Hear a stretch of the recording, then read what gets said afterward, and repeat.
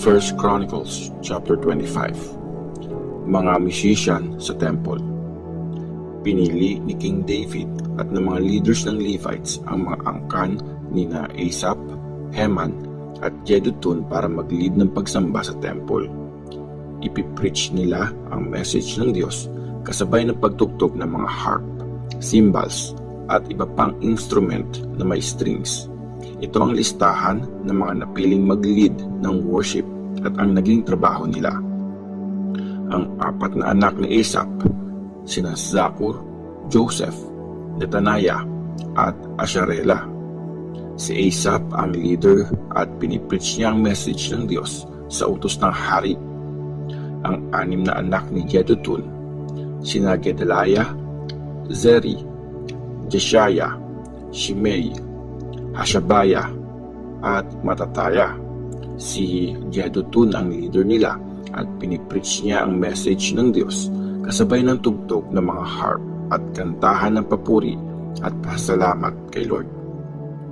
Ang mga anak ni Heman, sina Bukiah, Mataniah, Uziel, Shebuel, Jerimoth, Hananiah, Hanani, Eliatha, Gidat, Romamti, Ezer, Joshbekashah, Malothai, Hothir, at Mahazayoth. Ang 40 na ito plus 3 pang babae ang naging mga anak ni Heman na prophet ng hari. Iyon ang pinaramis ng Diyos sa kanya para i-honor siya.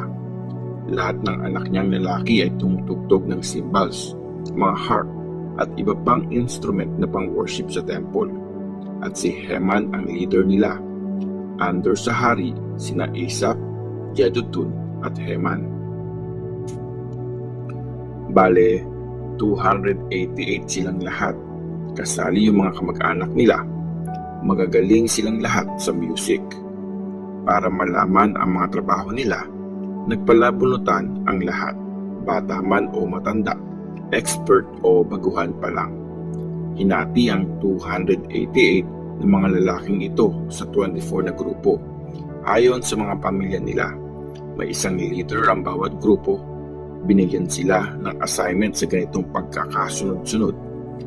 Si Joseph ng pamilya ni Asaph, si Gedaliah, Zakur, Zeri, Netaniah, Bukiah, Asharela, Jeshaiah, Mataniah, Shimei, Uziel, Hashabiah, Shebuel, Matataya, Jerimoth, Hananiah, Joshbekashah, Hanani, Malothai, Eliatha, Hothir, Gidalti, Mahazayoth, at si Romamti Ezer.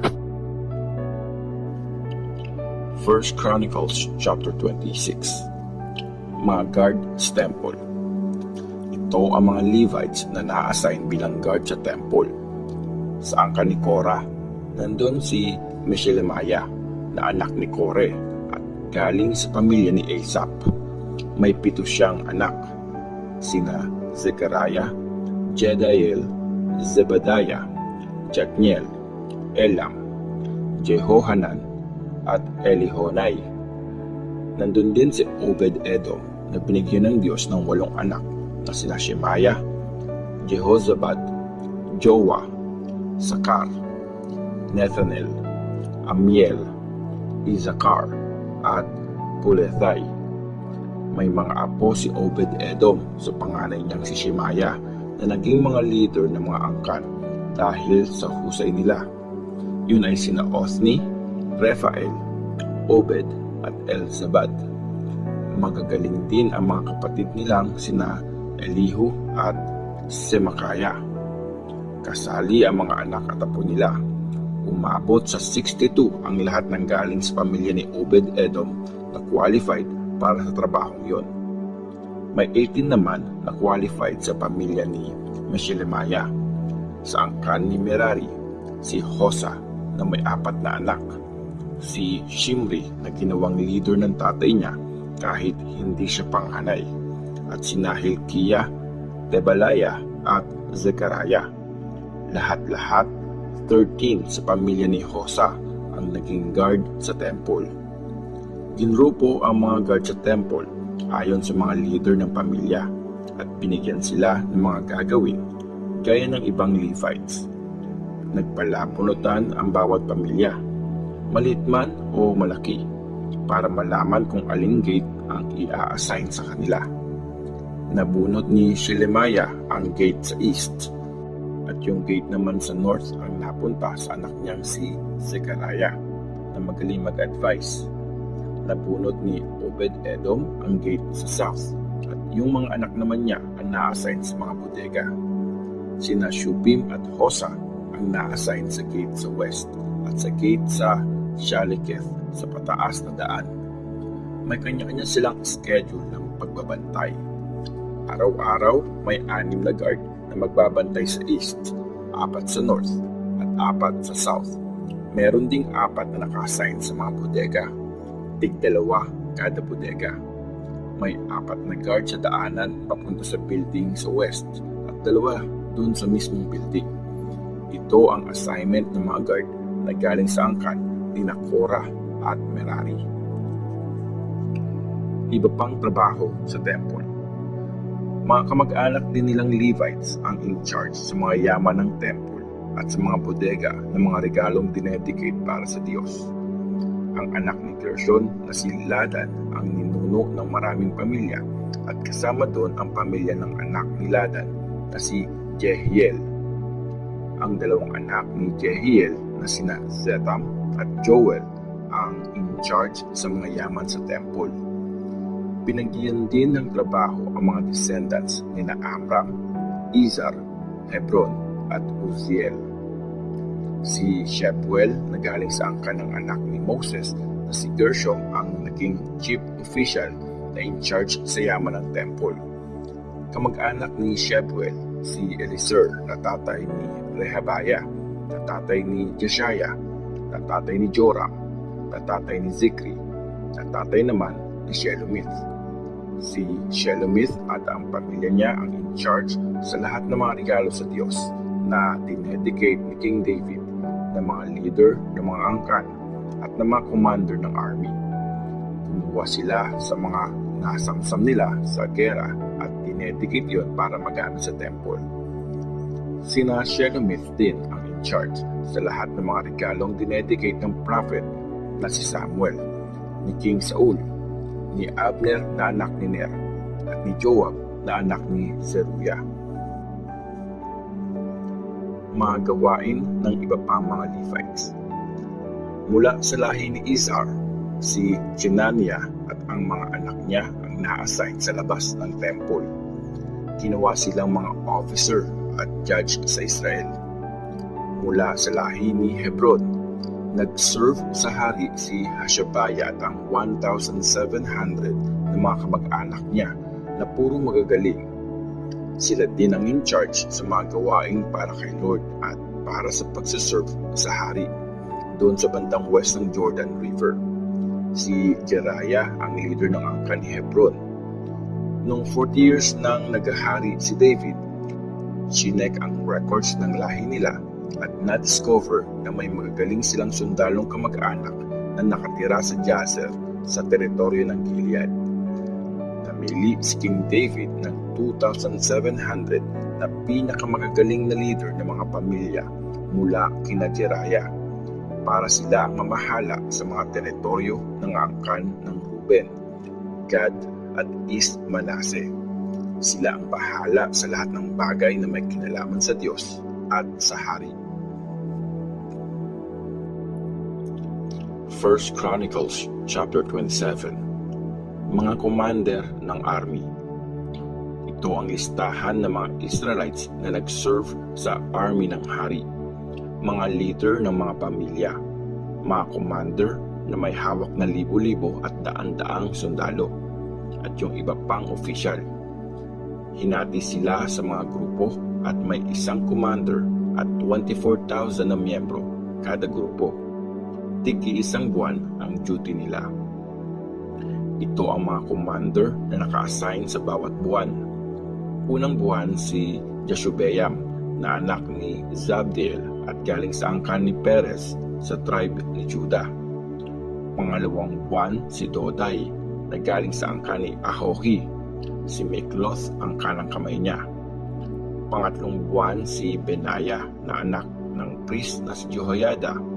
Siya ang leader ng 30 na sundalo at ang anak niyang si Amizabad ang pumalit sa kanya bilang commander ng grupo nila. Pang-apat na buwan si Asahel na kapatid ni Joab. Pumalit sa kanya ang anak niyang si Zebadiah. Pang-limang buwan si Shamuth na galing sa angkan ni Izar. Pang-anim na buwan si Ira na anak ni Ikesh na taga Tekoa. Pang-pitong buwan si Heles na taga Pelon at isang Ephraimite. Pang-walong buwan si Sibekay na taga Husha at galing sa angkan ni Zerah sa tribe ni Judah. Pang-siyam na buwan si Abiezer na taga Anathoth na nasa teritoryo ng tribe ni Benjamin. Pang-10 buwan si Maharai na taga Netofa at galing sa angkan ni Zerah. Pang-11 na buwan si Benaya na taga Pirathon na nasa teritoryo ng tribe ni Ephraim. Pang-12 na buwan si Heldai na taga Netofa at galing sa angkan ni Othniel. Mga leader ng mga tribe ng Israel. Ito ang listahan ng mga leader ng mga tribe ng Israel. Sa tribe ng Reuben, Eliezer, anak ni Zikri. Sa tribe ng Simeon, Shephatiah, anak ni Maaka. Sa tribe ni Levi, Hashabiah, anak ni Kemuel. Sa tribe ni Aaron, Zadok. Sa tribe ng Judah, Elihu, kapatid ni King David. Sa tribe ng Isakar, si Omri, anak ni Michael. Sa Zebulun, Ishmaya, anak ni Obadiah. Ang Naphtali, Jerimoth, anak ni Azriel. Sa Ephraim, Hoshea, anak ni Azaziah. Sa West Manasseh, si Joel, anak ni Pedaiah. Sa East Manasseh, si Ido, anak ni Zechariah. Sa Benjamin, Jaasiel, anak ni Abner. At sa Dan, si Azarel, anak ni Jeroham. Hindi sinama ni King David sa census yung mga wala pang 20 years old kasi nag-promise si Lord na padadamihin niya ang mga taga-Israel kasing dami ng mga stars sa langit. Sinimula ni Joab na anak ni Zeruiah ang census pero hindi niya yon natapos. Pinarusahan ng Diyos ang Israel dahil sa census na ito kaya hindi kumpleto yung nasa official record ni King David. Mga in charge sa mga ari-arian ng hari. Ito ang listahan ng mga in charge sa mga ari-arian ni King David. Mga yaman ng hari, si Asmaveth na anak ni Adiel. Mga yaman sa mga bukid, city, bayan at tore, si Jonathan na anak ni Uzziah. Mga nagtatrabaho sa bukid, si Ezri na anak ni Kelu. Mga ubasan, si Shimei na taga-Rama. Mga taguan ng alak, si Zabdi na taga-Shepam. Mga puno ng olive at sycamore sa Shepala, si Baal-Hanan na taga-Geder. Taguan ng olive oil, si Joash. Mga hayop na inaalagaan sa kapatagan ng Sharon, si Shitrai na taga-Sharon. Mga alagang hayop sa mga valley, si Shapat na anak ni Adlai. Mga camel, si Obil na isang Ishmaelite. Mga donkey, si Jedaiah na taga-Meronoth. Mga tupa at kambing, si Jazis na isang Hagrite. Mga personal advisor ni David. Magaling na advisor at teacher ng law si Jonathan na tito ni King David. Sila ni Jehiel na anak ni Hakmoni ang nagtuturo sa mga anak ng hari. Mga advisor ng hari sina Ahitophel at Hushai. Si Hushai ay isang Archite at kaibigan din ng hari. Pagkamatay ni Ahitophel, si Abiathar at si Jehoiada na anak ni Benaya ang naging mga advisor. Si Joab ang commander ng army ng hari.